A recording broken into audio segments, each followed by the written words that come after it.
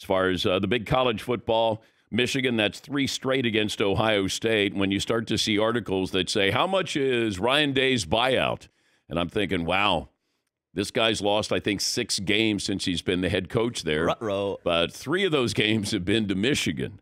And that's what the season comes. It's like if he doesn't get fired or bought out, next year at this time, it's going to be the same thing. If he has 10 wins, or they're undefeated, and you're facing Michigan at home, then you have to win that game. Now, that's a must-win.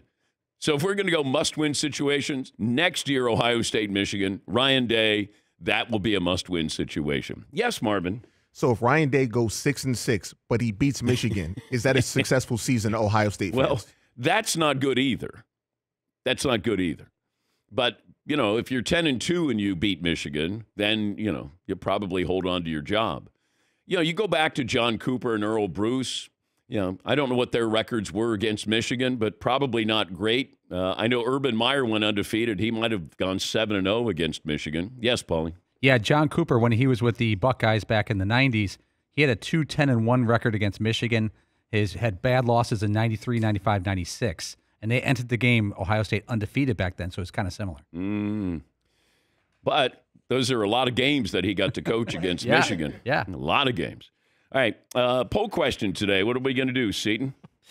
Well, I mean, I was going to ask who had the worst weekend, but I think that's pretty clear. Ryan Day or the field? Ryan Day or the field? Earth. Bama all of planet Earth. Bama beats Auburn. Washington stays alive. Texas A&M. Never in my wildest dreams would I think, you know, Texas A&M is looking for a coach. They're going to hire Duke's coach. Now, if you said basketball, I'd go, okay. No football. Texas A&M got Duke's head coach, who I think was the defensive coordinator at A&M once upon a time.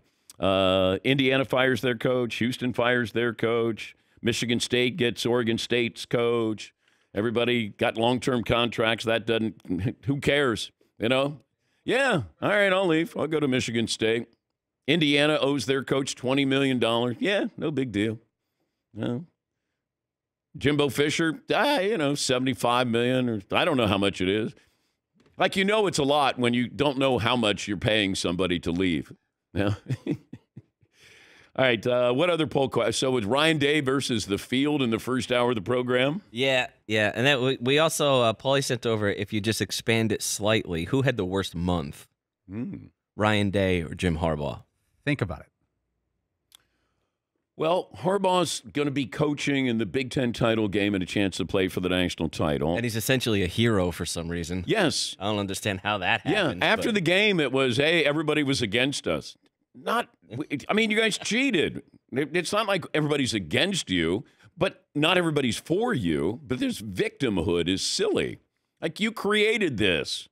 So you won without your coach. Now you play Iowa, and you got a chance to play for the national championship, perhaps. So, I mean, this stays with Harbaugh. I guess if Harbaugh ever came on again, then I would ask him about that. How do you shed this? It's there no matter what. And whether he did anything or not, he's still the one who was in charge, and he got penalized. Maybe it's not fair, but those are the rules. That's what it says in the Big Ten handbook here. But I don't look at us against the world. After that game, their players were like, oh, you know, nobody rooting for us and against the – yeah, exactly. Welcome to the world of the Houston Astros here. Yeah, Paulie. However, though, Jim Harbaugh is more in danger of getting a contract extension than getting fired right now. I think he's closer to getting a new deal than he is to getting fired. So, like, his month might look bad in 3 years from now when the NCAA hands down whatever. But right now, Ryan Day is in danger. Well, Harbaugh's not in danger when you say danger of getting a contract extension. Ryan Day's in danger. I guess I'm joking about, like, Harbaugh's, you know, people thought, like, oh, they took that contract extension away a few weeks ago. That's a pause. Yeah. They're going to bring him back. Of course they will, unless he doesn't want to come back. Now, if he had lost that game, even though he wasn't coaching, then I don't know what the reaction would be to all of this. Might be, hey, if Jim was coaching, we would have won that game. But give credit to Michigan. They won the game. It was a good game. A lot of fun. A lot of back and forth there. Earl Bruce was 81-26-1, 4 Big Ten titles in 9 years at Ohio State. In those 9 years, He was 5-4 against Michigan. Woo! Ow! Stat of the day! Stat of the day! Stat of the day! Stat of the day! This is the stat of the day!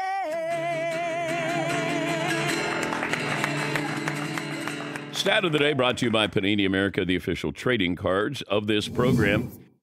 Seton, poll results from hour one. We put up there who had the worst month, Ryan Day or Jim Harbaugh. Right now it's at 88% Ryan Day. Yeah. 88%. By the way, if Ohio State fires Ryan Day in 2023, Ohio State will owe him $46.2 million. I don't think they're going to, but, you know, when you're going against Michigan, Jim Harbaugh, and your toughness was questioned earlier, you win the game at Notre Dame. You know, I just don't think the quarterbacking situation is solid at Ohio State. And their running game is it's just not a great Ohio State team, but still good enough to be in the top 5, top 10. But, I mean, that's a testament to everybody else on that team, the other positions there. They had the ball and had a chance. But I just don't think the running game and the passing game, even though he had Marvin Harrison Jr. III, he's wonderful with his, what was that, Louis Vuitton spikes, his cleats? Is that what they were? Yeah. They were, yes. Yeah. Mm-hmm. They're calling out, you know, the Michigan receiver, Roman, is like calling him out. They're not tough. And all right. This is a good point, too, from this dude Patrick on Twitter saying that even if Ryan Day wins the next 2, it still doesn't matter. It's still the hangover of this one is going to be so bad. Plus the 3 that you've now lost that even if he goes the next 2 years he wins, it's still like, well, you're catching up. But if Michigan goes on to win the national title, ouch. Here's Ryan Day after the loss. Yeah, I try to keep, what we talk about in the locker room to ourselves, but we're all disappointed. We know that what this game means to so many people, and so to come up short is certainly crushing, not only just because you invest your whole year in it. We know at Ohio State what this game means, and so there's a locker room in there that's devastated, and it wasn't a lack of effort, but again, we didn't win the rushing yards, we didn't win the turnover battle, so you're not going to win a game. Yeah, I think you go back to, it might be the last 9 outcomes where the team that rushed for more yards won the game. Yes, Seton? I don't want to nitpick every word that he's saying, but you know how much this game means to a lot of people? As in, like, other people? Dog, this means a lot to you. You have to be like, I'm crushed. This game means everything to me.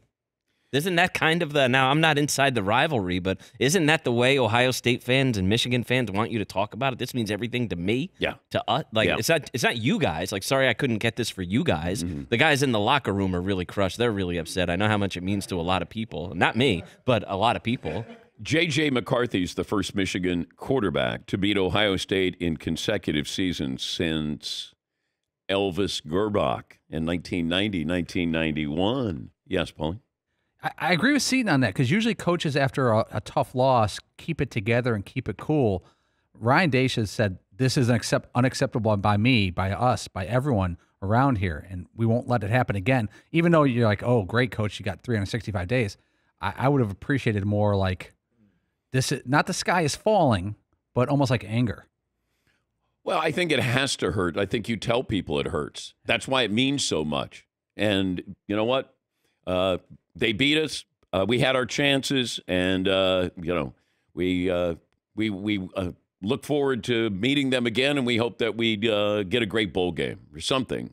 Like salvage something here instead of making it other people are going to be devastated by this. I'm devastated. That would be my approach. Yeah, Paul. At Ryan Day, you said the buyout was like $40+ million. Yeah. I'm not even kidding here. What if you put a clause in every Ohio State and Michigan coach's contract? If you lose 3 straight to the other team, there is no buyout. Sign here. That's like a cause, like show cause. Their version of show cause. You lose 3 straight. I was watching the Big Noon Kickoff, and Bruce Feldman, great college football reporter, was talking about maybe Ryan Day would be up for the Texas A&M job. And then Urban Meyer just jumps in and says, no, that's not going to happen. Got it down. I know. It's not even like, I'm hearing Ryan Day could be. Everybody apparently was up for that job.